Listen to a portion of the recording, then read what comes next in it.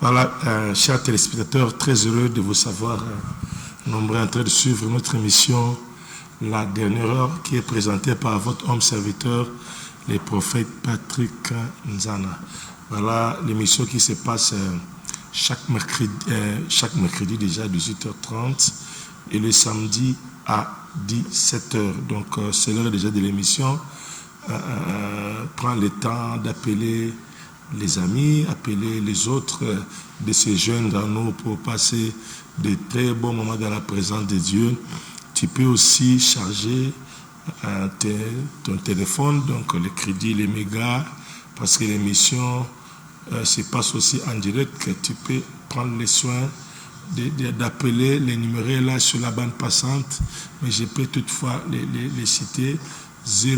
089 80 83 982, donc je peux le répéter, 089 80 83 982. Donc voilà, merci, je salue déjà, avant d'aller encore loin, de saluer l'équipe qui est en place aujourd'hui. Je vois Valentin Boulonja, je vois Patrick Comba à la réalisation, et je vois Abel Kassongo à la prise de vue. Donc, je crois qu'avec cette équipe, Dieu va nous aider d'arriver jusqu'au final. Voilà. Et aujourd'hui, nous allons continuer par rapport à notre sujet qu'on a eu à échanger, on a eu à exposer la séance précédente qui s'intitule « Et la Grèce fera éclater les jougs ». La Grèce fera éclater les jougs. Donc, déjà, je tiens à signaler ceux qui viennent nous joindre en cours. Vous êtes en train de suivre votre émission La Dernière Heure. Et nous parlons de la Grèce fera éclater les jougs, ou dans d'autres versions, Darby, parole vivante, parole de vie, là où il est dit, et l'onction brise les jougs. Voilà, moi je préfère rester dans la Grèce, selon Darby et d'autres versions, pour mieux exprimer ma pensée, maintenir plus la Grèce. Voilà, et on peut lire ça. J'ai deux textes à vous proposer aujourd'hui. Nous avons Marc chapitre 5, du verset 1er jusqu'au verset 7. Et Ésaïe chapitre 10, verset 27. Ésaïe aussi, notre texte de base, c'est plus Ésaïe. Ésaïe chapitre 10, nous commençons par là. Ésaïe 10, 27. Je peux rapidement lire. À ce jour, son fardeau sera ôté de dessus ton épaule et son joug de dessus ton cou. Et la Grèce fera éclater les jougs. Voilà, nous prenons le texte, notre fameux texte qu'on va ajouter aujourd'hui pour faire à ce que vraiment ça se passe comme convenu avec le Saint-Esprit. Marc chapitre 5, nous commençons au premier verset et nous descendons, je lis au nom de Jésus-Christ. Ils arrivèrent de l'autre bord de la mer, dans les pays des Gadaréniens. Aussitôt que Jésus fut hors de la barque, il vint au-devant de lui un homme sortant des sépulcres et possédé d'un esprit impur. Cet homme avait sa demeure dans les sépulcres et personne ne pouvait plus les lier, même avec une chaîne. Car souvent, il avait eu des fers aux pieds et avait été lié de chaînes, mais il avait rompu les chaînes et brisé les fers. Et personne n'avait la force de les dompter. Personne n'avait la force de les dompter. Si c'est ta Bible, il faut signer. Personne n'avait la force de les dompter. Il était sans cesse, nuit et jour, dans les sépulcres et sur les montagnes, criant et se meurtrissant avec des pierres. Ayant vu Jésus de loin, il a couru, se prosternant devant lui et s'écria d'une voix forte, « Qu'y a-t-il entre moi et toi, Jésus, fils de Dieu très haut? Je t'en conjure au nom de Dieu, ne me tourmente pas. » Car Jésus lui disait, « Sors de cet homme, esprit impur. » Et il lui demanda, « Quel est ton nom? » « Légion et mon nom, lui répondit-il, car nous sommes plusieurs. » Et il est prié instamment de ne pas l'envoyer hors du pays. Bon, on peut s'arrêter là. L'essentiel est déjà énoncé et nous pouvons vraiment implanter déjà les décors. Et d'entrée de jeu, lorsque nous parlons de la Grèce fera éclater les jougs, ou lorsque la Bible déclare que son fardeau sera ôté de ton cou, son fardeau. Et son joug, donc son fardeau ôté de ton épaule et son joug de ton cou. Et la graisse fera éclater les jougs. Son fardeau, donc le fardeau qui est sur ton épaule, le fardeau auquel tu transportes, tu te promènes avec la longueur de jour, c'est pas ton fardeau, c'est pas tes affaires, c'est à eux. Les coups est à toi, mais la charge est à eux. Les épaules à toi, les charges à eux. Les coups à toi, les jougs est à eux. Maintenant, aujourd'hui, je viens avec une très bonne nouvelle. Comme ce fardeau n'est pas à toi, il y a possibilité aujourd'hui, pendant que je déclare, que tu t'en débarrasses. Tu t'en débarrasses. En fait, lorsqu'on parle des fardeaux déchargés de ton épaule et les jougs de ton cou, ça revient au même, c'est le même exercice, la même opération, le même travail, le même combat. Sauf que ça ne fait que progresser. Comme on dit d'un porteur, s'il vient porter, prendre la charge des sacs de 50 kg, de 25 kg, il peut mettre ça sur son épaule. Si c'est un sac ou 2 sacs, voire même 3, il peut mettre ça sur son épaule. Mais si maintenant la charge revient à 30 sacs, 40 sacs, il ne saura plus mettre ça dans son épaule. Maintenant, ça va nécessiter l'intervention de chariots. On va mettre les chariots, maintenant avec les chariots qui doivent pousser ça. Alors, dans les cas d'espèce, les jougs servent à quoi? Les jougs servent comme dans les bêtes, comme dans le bœuf. On prend les jougs, on met au cou. Maintenant, on communique, soit dans les barres de fer ou un câble, on communique les jougs avec les chariots. Maintenant, le joug permettra à transporter les chariots, à transporter la charge. Donc celui qui a les fardeaux aux épaules et celui qui a les jougs au cou, ils font tous le même travail. Mais sauf que celui qui a les jougs, son travail, c'est exagéré. C'est les surcharges, c'est l'excès. Si c'est lui qui a les fardeaux aux épaules, il transporte 3 sacs ou 2 sacs ou 1 sac, mais celui qui a les jougs, il peut transporter 30 sacs, peut transporter 50 sacs, peut transporter 30 sacs. Donc, les deux font tous le même travail, mais celui qui a le joug, son cas est exagéré. Celui qui a les fardeaux aux épaules, il peut s'en débarrasser. Il peut s'en débarrasser, il peut s'en passer, il peut le jeter. Mais celui qui a le joug, son cas est compliqué. Il ne peut pas s'en débarrasser de son joug, sauf que celui qui l'a mis peut la lever ou d'autres solutions extra, solutions surnaturelles, solutions supérieures, peut-être je peux le dire. Mais pour aujourd'hui, je viens faire comprendre à quelqu'un que le joug sera ôté. Comment? À cause de la graisse. La graisse. Les fardeaux, les charges, ce sont nos problèmes. Ce sont des difficultés qui nous accourent à la longueur du jour. Nos problèmes nous attaquent de tous les jours. Des problèmes liés à nos santé, liés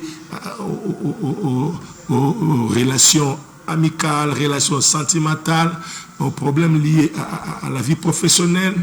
aux carrières, des problèmes divers. Des problèmes divers que nous rencontrons au cours de la vie. Et ce sont des fardeaux. Et celui qui transporte cela aux épaules, là au moins les problèmes un peu mineurs. Mais celui qui met les fardeaux sur les chariots et les fait pousser à l'aide des jougs, là son cas ça devient très compliqué.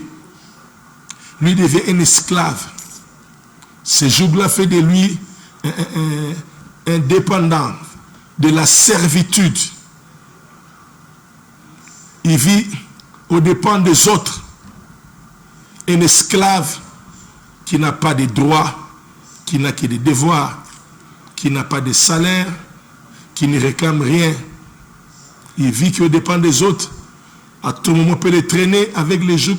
On peut t'indiquer, prends les gauches, prends la droite, arrête-toi, repose-toi. Donc tu n'as pas d'orientation. Là où tu pourrais aller, si celui qui te conduit t'indique, tu pars. Si tu n'indiques pas, tu dis reste là pendant même une année, tu ne vas pas bouger. Tu verras d'autres personnes, ils travaillent bien sûr. Il peut garder la même poste pendant 5 ans, 10 ans. Pendant que les autres peuvent venir après lui, il les dépasse. Du fait qu'il a les jougs, il est contrôlé. Son souci d'aller prendre la droite, mais on lui indique gauche. C'est très compliqué. Tu as besoin de faire des déplacements. Cette fois-ci, comme ici, ça ne marche pas, je peux me déplacer. Changer de ville, changer de quartier, changer de pays. Mais puisque tu as les jougs, tu peux rester même dans la parcelle familiale. Des années, parce que tu as les jougs. Tu peux aussi avoir des possibilités, tu as des moyens. Mais comme tu as les jougs, tu as la charge.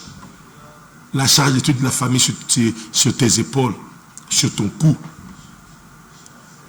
La charge de toute la famille, deuil sur ta tête. Maladie, diplôme, fête, quoi que ce soit, l'hospitalisation. Celui-là est allé accoucher, celui-là a des problèmes. On a chassé la femme de telle de l'école sur ta tête. Tu peux être jeune, tu peux être les cadets, les aînés sont là, les parents sont là. Tu peux perdre l'un des membres de ta famille. Mais les responsables, les grandes personnes sont là. Mais ils ne font rien, ils croisent les mains. Ils n'attendent que toi. Parce que tu as les jougs au cou. Je vais informer à ces gens, des personnes qui traversent ces problèmes, ces genres de difficultés, qui comprennent qu'ils ont un joug. Mais il y a quelqu'un qui dit dans sa parole que le joug sera ôté, son joug. Leur joug sera ôté de ton cou. Comme j'étais en train de dire, le cou est à toi, mais le joug est à eux. Les dents sont à toi, mais les carrés dentaires sont à eux. Il veut te l'imposer. Le sommeil, la nuit est faite pour dormir. La tête à toi, mais des cauchemars à eux. Le sang à toi, mais les infections, les sida, toutes les maladies, c'est à eux. C'est leur maintenant de t'en débarrasser. Si par tes propres efforts, ça ne tient pas, sache qu'il y a un secours qui vient d'en haut. Il y a un secours d'en haut, un secours d'en haut. Et la Bible dit, la graisse fera briser les jougs. La graisse vient de la vie, la graisse vient de ce que nous consommons. Et ce que nous consommons à la longueur du jour, ce qui fait que nous grandissons, nous prenons du poids, nous devenons gras, mais dans la spiritualité, c'est pareil. Dans la spiritualité, qu'est-ce que tu consommes? Qu'est-ce que tu entends? Quels sont les enseignements que tu consommes à l'église? C'est quoi? N'est-ce pas que la Bible dit la foi vient de ce qu'on entend, et de ce qu'on entend vient de la parole de Christ. Christ, ça veut dire, ouais, la parole qui a l'huile, la parole qui a l'onction, pas cette parole que tu dois consommer. Tu dois consommer cette huile-là qui fera ce que tu sois costaud dans la foi, qui fera ce que tu deviens gras spirituellement, qui fera ce que tu sois un homme de taille dans la spiritualité, que tu deviennes indomptable, immaîtrisable, inattaquable. Si autrefois on t'avait arrêté, on t'avait utilisé, Parce que tu mangeais de n'importe quoi. Tu mangeais de nourriture qui ne fait pas grossir, qui ne te fait pas grandir. On ne te parle que des démons. On te donne des évangiles qui te fait peur. Maman Nabinondoki, Kunandoki, Nabutuko Salaboete, Namboka Nabiso Bouye. L'évangile qui vient d'évangile terroriste, qui vient te traumatiser. Moi, c'est le balieba qui oppose un sacrifice au Koufa. Tu as peur. Mais alors, qu'est-ce que Christ a fait pour toi? Cet évangile que nous avons besoin, qu'est-ce que Christ a fait? Cet évangile-là qui te fera grossir. Cette huile-là, cette onction-là qui te fera grossir. Qui fera ce que, s'il y avait les jougs sur ton cou, la graisse-là que tu vas consommer, l'onction-là que tu vas consommer en toi, tu vas gonfler et ce joug-là va s'éclater. Voilà. Ce joug-là va s'éclater. Ces forces viendront en toi. Ces forces viendront en toi. Alors tu n'as pas intérêt, comme une maman, je l'appelais il y a des semaines passées, maman, je ne te vois pas, tu es partout. Oh, ma famille, du fait que j'étais en train de maigrir, la famille a pris la décision de m'amener quelque part pour qu'on puisse poursuivre ma situation par la prière, que c'est, je ne sais pas. Il n'avait pas donné de détails. J'ai dit, c'est vrai, même les dimanches. Il dit, oui, le temps que je finisse comme ça, je pourrais revenir à l'église. Moi, j'ai dit, ah bon? J'ai dit, ah bon? Mais il faut savoir que la force là qui te poussera à t'en sortir des jougs de liens, ça viendra de toi-même. Ça viendra en toi, maman, ça viendra en toi. Nguyo yo kokabwanango tongolo ba démon sort et vous ta katinayo. Jérémie a dit que ta parole dans ma bouche soit comme du feu et que mes ennemis soient comme des chaumes ou des bois morts et que ce feu les consume. Bilo eko utande katinayo. Et ça ne sikoko kende te meza katinayo. C'est vrai sikoko kende o kende ko yo kamakambo. O ko yo kamakambo ne ko komiso tetu. Makambo eko vimbi sakondima na yo. Tango ko vimba ceux qui singent ça qui eko katana. Ceux qui problème ça qui eko lâcher yo, tu vas t'en sortir tête haute. C'est pourquoi l'église a besoin d'enseigner le peuple de Dieu. Tu as besoin d'être enseigné suffisamment à comprendre l'œuvre de la croix, comprendre la croix, comprendre Christ. Ça t'épargnera d'aller de gauche à droite, d'aller visiter de maison en maison, des prophètes en prophètes, des prophéties en prophéties. Et ces catégories de personnes-là, ils sont au finish déçus. Nous étions là-bas, to tamboli, begri, to tamboli, to baluki, mais moi je m'en manque. Parce que bisika bozo tambola, bisika bo outi, vous n'avez pas été enseigné. Ben expliquez qui bino yesu te. Ben expliquez le musale kolo sute. Yesu azanani, asala nini, auta wapi, yesu ndenzambe, aji forma moto, aye abotami na nzela mwasi, akoli na 30 bani musala na ye, aye pour nous représenter tata na mukili, aye pour nous lobiko na yo, aye pour nous bimisa yo na maboko a satana, pe ko l'action nzela bosolo, aye pour nous relaxa yo ko ena liboso ko fandisa bonzambe kati na biso, mukona ko yamba la mibale tokende lola tokende seko na seko, vina biso komi ko dépendre na Yesu. Tokomi ba oya ye. Tokomi ba oya ye. Tozo tambola mukona mokolo ko tambola engebele na malobane ko tamba na ko bange na ko tosa ye kokola tito atteindre statut na ye. Ndenge azali ndenge biso pe tozala. Tolekana ba ma ya baptême. Tolekana ma ya baptême to bongwama hein to se convertir. Tout baluka, tout se détourner, tout se tourner par Jésus-Christ. Hein? Tout se régénérer, tout comme un mouton sikatondi melaye, croire en Jésus. Vie zakaka na ye, libana na Jésus-Christ, bon mo ezalite. Et éducation na yote, lote na yote, na mokili, na société, éthique na yote, moralité na yote, ndeko sala ke o kota bokonzalo la. naïbaka te nakosaka te yango te loin de là. Jésus. Ce qui est c'était bon moi ezalité. Voilà. Kokola na présence d'ailleurs. Croissance vie chrétienne kokola. Makambo ezali belé. Mais kokenongo malembe. Perabino Yesu abina Pierre batuni to tikino solando to ozoni abi o akotika nyoso kana Marc. Akotika ndako akotika bana akotika nyoso. Akozo senti pe biloko nyoso atiki.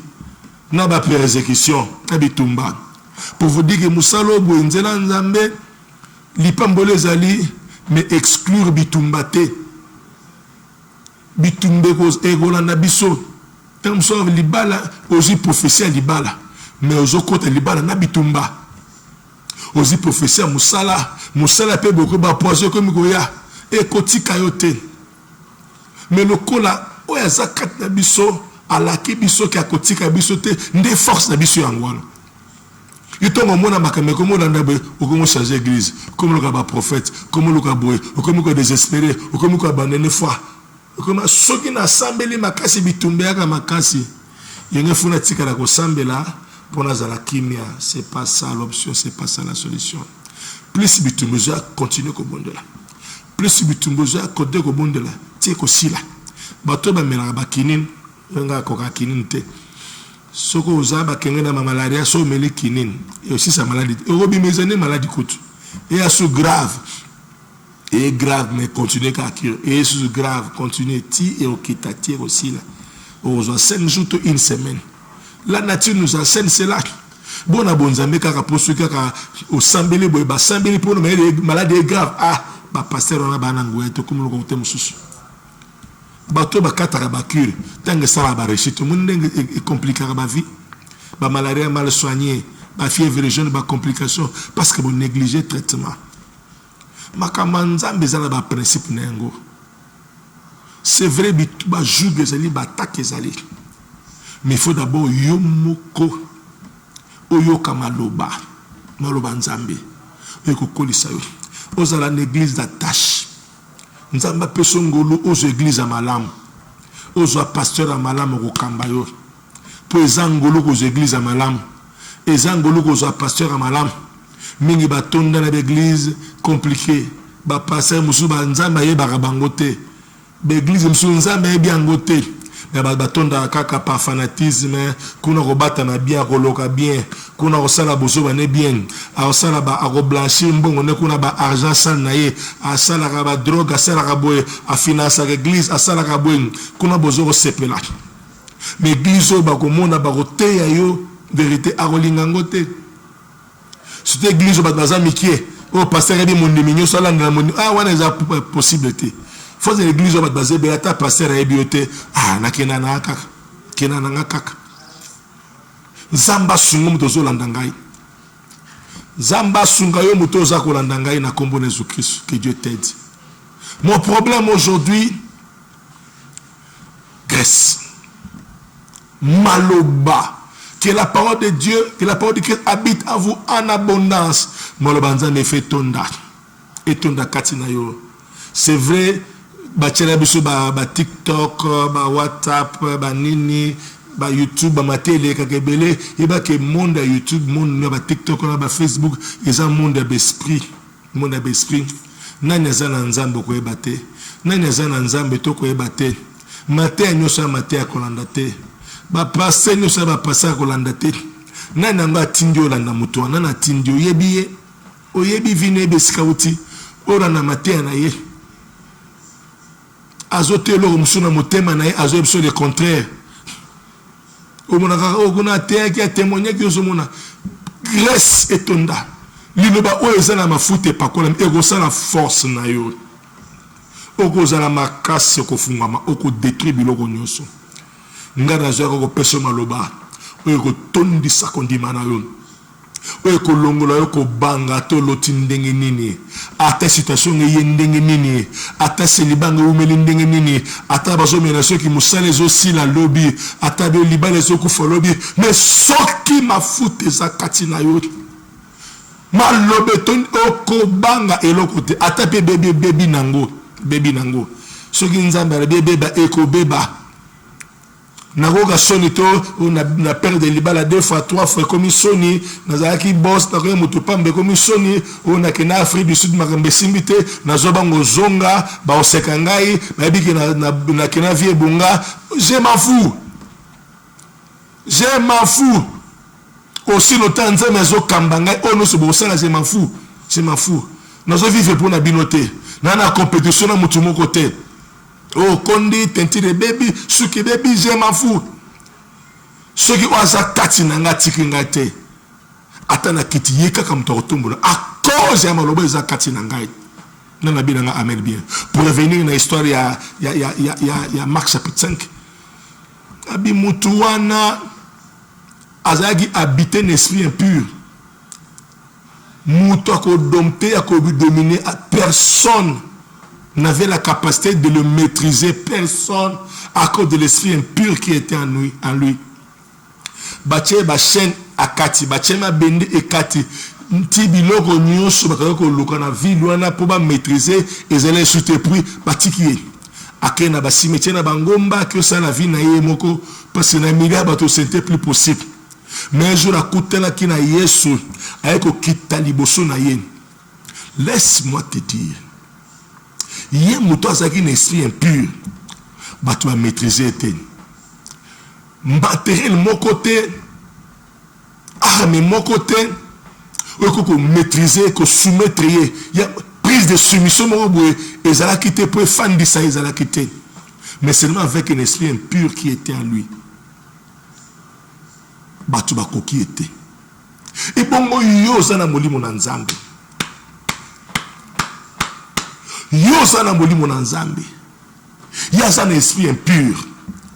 Ba kokiete. Ville mobimba e kokiete. Parti à Gadarana ba kokiete. Ba luki ba chaîne ba fabriquer ba chaîne ba luki ba louer ba exporter ba commander ba kanga bo azokata ba chama benazo kata. Ba c'est qui ezo simbaten à cause de l'esprit impur qui était en lui. Et toi qui es l'esprit pur, le Saint-Esprit en toi, toi qui es le Saint-Esprit en toi, comment expliquer ma dompteo? Comment expliquer ma kangayo? Comment expliquer ma tchebe ma chaîne de kangami? Ma tchebe de kangami? Ma chaîne de kangio? Comment expliquer mon anzambi? Osa la carence. Ma foute est à te katinayo. Na bate ma foute ba soupa na mutu. Ils sont côte à quatre, malobo à ma foute, malobo et pakolama, parole de Christ. Oui, que ça la force nayo. Force contre force, verset contre verset.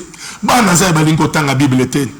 Soit fongoli téléphone, à kotala, bah 4 heures d'ito l'église au brûlé au garapona, kotala biloko morezanga tina, kotala babozo, baba mokiri, bah dengri, le téléphone. Ténèbres et tient la disposition de faciliter ma futilité pour elongola malobanzam de quatre d'abisso. Mouton azoté et ça potanga qui azoté. Et l'on est sans potanga pour comprendre. Potanga comprendre parce que nous connaissons à partie. C'est pas celui qui presque a le monopole de la vérité de la révélation. Il peut bindambu. Il peut comprendre. N'est-ce pas que tant batéaka. Au sein de la résumé, nous serons comprendre. Et non selon que nous avons Libota lanzambe to zongi sanguya. To zongi samolimo. To zongi salobakata biso. Esprit impur. Ba kokiete. Ba chaîne kokiete. Yo sa na Saint-Esprit. Bazo kokayon ndenge nini. Saint-Esprit a ndenge nini zakati na yo. Mouto sa na esprit impur. Ba kokiete. Mi yo sa na Saint-Esprit. Bazo kokon ndenge nini. Ba chaîne na ndenge nini kat na yo. Ba kangi yo ndenge nini. On a bimate ba kangi nga. Ba bloquer libala. Ba bloquer bana. Ba bloquer ma bota. Ba bloquer ma voyage. Yo ba bloquer kaka yo ndenge nini. Yo kanande ba bloquer. Faut tout na yesu yambe pende solo. Est-ce que bonga ma solo? O yamba yesu na solo. Est-ce que malobe fanda kat na solo? O koti na sikandenge nini? Na vini nyango ya ba chaîne ya ba lien ba blocage. Bitumba c'est vrai zali yaka. Ba ko sanga ko traverser bata difficile ezali yaka. Wana nzambe kozanga le banzamba permettre aux zanga mais kozanga te pe bandoki balobi ozanga là non là ça ne passe pas nana kozanga nazangi mutuka nazangi lupango c'est parce que zanzamba lingeza la ndenge wana na moment voulait kofungama et nous a dit nakata ba chaîne pour nazo mutuka nakata ba chaîne nazo mbongo nakata ba chaîne pour mabote kota na ndako wana te je suis désolé mes bien-aimés molimo ni neza katina yo pour un esprit impur ville mekoki était bongo yo zana molimo na nzambe demora morazo kangayo na demo stagiaire abani ko pumbora lelo batinde akangi pe mta do demo ayego kanga ko lié mutuka na nzoto na yo pe modérateur protocole intercesseur maman diaconesse maman pasteur bakanyo makolo mais c'est le temps blaté mon monde koufi c'est invraisemblable le revenu doit se révolter on doit se révolter il y a une personne maloba oh nazo personne yo bako kanga yote nabi yo bako kanga yote kande ngozi ni ma amen boy kaka ningo zo ni ma amen ozo ba identité no lokola mwana nzambe nga bako kanga ngate soki nazangi seke sate nzambe soki nazangi seke mwana moke obote boy na besoin mandef avec le temps mandef ko ya nango un certain âge, 15 ans, 16 ans, moi, moi, avec l'état de l'Okobuma, et nous battons na 10 ans, le côté de Dimité Finangue Suki, Pesata, Libale, Pesata, Banaboya, Pesata, Mitukoya, Basalaire, Magamine, Pesata. Mais Satan a côté na Makambote, Kobateke Bakanginga, Bio Bako Kangayote. Ce qui Bakangayo, c'est que Nano Yambi est sauté. Il est à Oyamba Yesu Banzela Nzambe. Celui bakango c'est que l'église au Kendageza Nzambe te. Mater bater que eza mater propriété ko koliso ko kembisayo. Prophète pas à la prophète a réussi missionner c'est que azo rendre bandimi indépendant. Était que ngunga suka prophète ngunga swinga. Prophète na loti boyolobini non. Bana basokola so bana obo ata papa zate ata de mekufi bana makoki. Na bi que papa no babo Bible ba sandre pe de sekui. Wana bato bakoli. Église te ko lisabandi bazala ba indépendant kana ba pasteur te bo se pasteur okufi on na pasteur okufi église panzani pasteur a voyagé bandi mbake pasteur a yete pasteur bolio l'université de l'église be pasteur atala ba tout te mais on a fandi si parole il est équilibré yango nazo sakola na yo mutozo la na makambo fou de Gadara ville kokaité à cause de l'esprit impur na biyo na Saint-Esprit zakat na yo ba kokayo pété ba koko pété pour zakat do aleki kutu esprit impur aye libosseuse afukami pour libosseuse mabolongo se fukama siko yeso zakat na yo Yesu ana o Gadara ko fu na Gadara afukami libosu na ye molimu wana malobane wana ezande kati na yo senya nani ya nini ko kanga yo nazomona yango te senya nani ya nini yango zo kango nazomona te nazako mona yango te nguya nazobusenga ngwana nzambe lata yo malobo nazolobe kota kati na yo nguya ne simba kati na yo.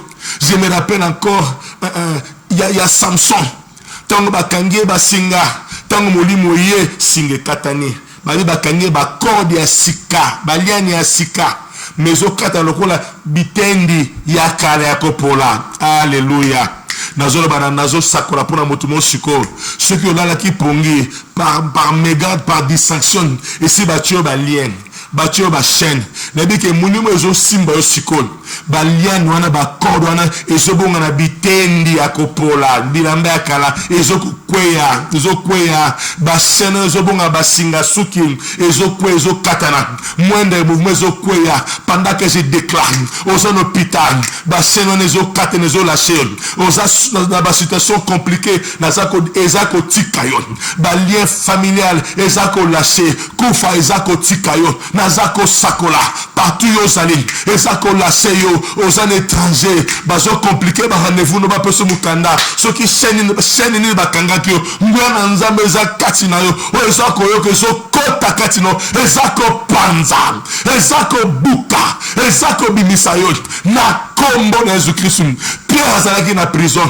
bakangaki ye metango ange na nzambe yaki o azalaki ko représenter nzambe ye moko présence sa nzambe yaki tango ba betia lipeka pa ba chaîne kwemba la mo lo sambo na ngai ya ko betu na lipeka ba chaîne nyonso kweya na bilelo so bima na bilelo na lelo sa ko bima banda ko bima na bandoto mabe banda ko bima na ba mari pe femme de nuit banda ko bima na sécheresse bima na malédiction famille bima na pauvreté bima na maladie wana bima na impasse wana bima na complication wana na bi sort au nom puissant de Jésus et dit sort au nom puissant de Jésus au nom puissant de Jésus dans le bi bima na déclaro libre na bi bima cancer de nini sida de nini stérilité de nini malédiction de nini pauvreté de nini chômage de nini, échec de nini, alléluia, myome kyste de nini, fibrome de nini, hernie de nini, opération de nini, passe à mutuli, boman de nini, alléluia, nini, épilepsie de l'eau nini, na jo libéré yon, na kombo na Jésus Christ, na lobi na kombo na Jésus Christ, kaka ndenge za koyoka ngai, kaka ndenge zo ndima, amen. Ngwana nzambe kote siko zalini, ngwana nzambe kome siko zalini, bika miracle, bika surnaturel, au nom puissant de Jésus. Esika bakundo zobima, bakanga maboko no simba to zobima, babebi se le no zobima, lelo ozako bima, à cause de ngwana nzambe zakat na yon, na kombo na Jésus Christ, na kombo na Jésus Christ. Le ballon, amen, amen, amen, amen, amen, amen. Na sepeli makasi. Parce que esprit cambi token de boué to comme derrière na sous émission na pambolo nzambe en tout cas je m'étais emporté mais ça valait la peine nandimi que yo kingai je sais que le Saint-Esprit vient d'opérer quelque chose dans ta vie. C'est vrai, nous venons de passer le temps à séminaire, on a parlé sur ça. Nzamba sala qui a minene to les qui peut veiller nzamba sala minandimi que lokola to na média na ko communiquer loko moka sikakati na yo. Yom to landanga en direct. Yom to landanga et puis en différé. Landa pour Zolobiko. Joua message eza na ba page na YouTube na chaîne YouTube DSTV 24. Ton na PKN TV 23. Kota Zouangou. Partager ango. La kisa bato bazana problème. Balanda. Bakota to la mouné na Nzambe. Bakota to la grandeur en Nzambe. Nous je l'appelle na yo pour témoigner au Nzamba sali. Na précise Nzambe merci. Ndenge to le kita on a présence na ye na pamboli régie. Na pamboli Valentin Bolonja, na pamboli Abel Kasongo, na pamboli Patrick Komba, na pamboli Binoso, na pamboli famille Echadi, na pamboli Binoso, Banoso Echadi, na pamboli Astrid, na pamboli Louison. Na pamboli Guigui Mboui, na pamboli Faustin, Banagnoso, na zo pambola binon, Mama Solange, na pamboli Azel, na pamboli Iguette Konde, na pamboli Mama Sabine, na pamboli Mama Franco, na pamboli Azel, na bo pambola Banagnoso, Nzamba pambola binon, Mama Ruth, na pamboli Nixon, na pamboli Tatiana, bo pambola Malibotra, na pamboli ma maison, Evodie, mon épouse Joyce, Billy Vriti, des serviteurs et servants de Dieu zélés. Nzamba Pambola Bino Makasi, toute ma famille Nzana, qui Dieu bénit tous ceux qui en apprennent les lots. En attendant, Nzamba Bomba Bino Battre Bino, programme déjà le dimanche, culte Zana 8h30, 10h30, na Maindo 66, direction Chanik. Yo, à l'hôpital Vélodrome, Kotanare, Chanik.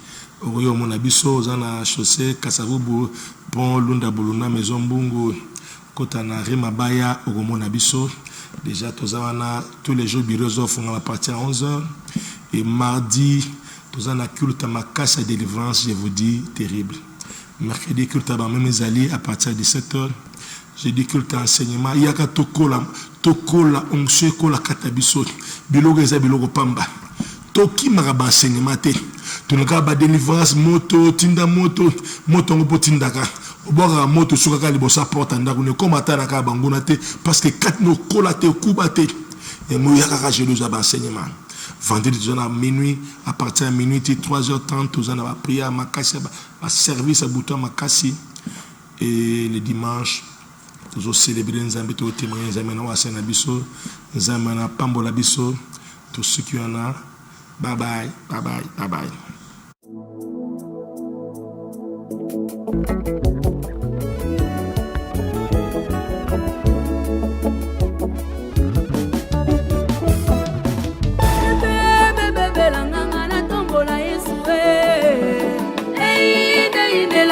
La tombola yo ya ya